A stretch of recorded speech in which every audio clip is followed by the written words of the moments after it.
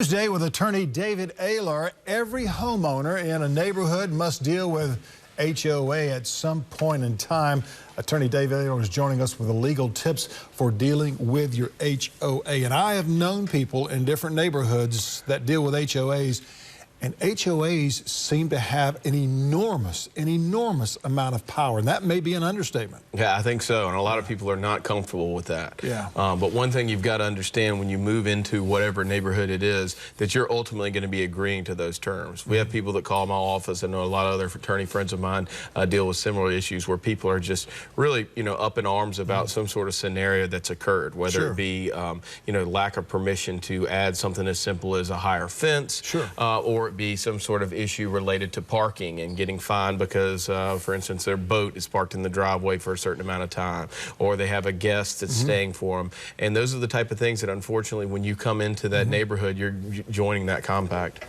And it seems that some HOAs are a little bit user-friendly, a little more user-friendly than instead of, I know in my neighborhood I had two houses at one time, and the folks that were renting the house, they would have a guest over or something, and there would be a car that would be parked overnight in the street. You and I wouldn't think too much of that, but I not only got a letter, but saying, hey, if this happens again, it will be a $25 fine. That was a previous HOA. This HOA now that I'm with, a little bit more user-friendly, and say, hey, let's make sure that's even when your garage door being open, if you're not working outside of your garage, come on, give me a break. But I mean, they want a certain visual presence. And a lot of it has to do with the discretion of the HOA and who may be on the board, who actually participates in it. I know the one I live in is pretty strong, but they're also pretty consistent with what they do and what they say. And what I encourage a lot of people is, get involved. Maybe that you don't feel like getting involved, it's not something you want to be involved in, or you may not have the time, but then you can also choose someone else to be involved by proxy, making your votes for you. Because ultimately, when it comes down to you versus the HOA, more often than not, you're probably going to lose that battle simply because there are rules, and it's just like any other contract that you've agreed to. And then you have people that will sit there and ignore, like what you just described, these fines. That ultimately can turn into a lien against your property. Again, those legal fees are just going to continue to rise, and more often than not, that HOA is going to have the right, word in the process that they're going to be able to go through to add that lien, simply because you've come into that neighborhood, you've agreed to those terms, and whether you were present at the voting session for certain issues that come up or not, you're a part of that neighborhood, and you're going to have to follow along with it. So you've disregarded different fines that may have come up.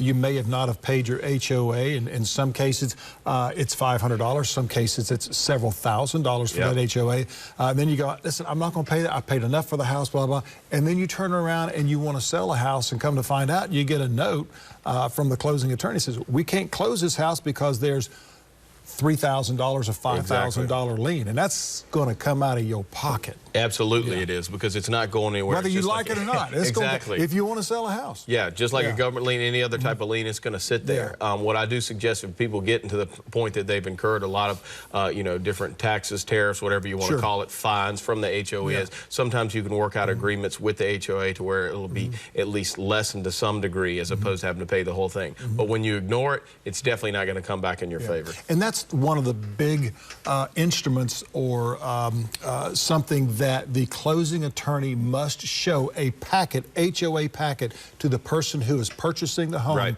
so that they understand all of that. And it's something you really should look at. You're so excited about your new home. Maybe you just got married. Maybe you just moved to town, whatever it may be. People just sort of rush by that. Then later it comes back to haunt them. Absolutely. How can folks get a hold of you, David? Easiest way is my downtown office is 577-5530, and on the web, davidayler.com as well. Always a pleasure, my friend. Yes, Thanks sir. for having me. All right, we've got more coming up with Low Country Live in just a moment, so stay with us.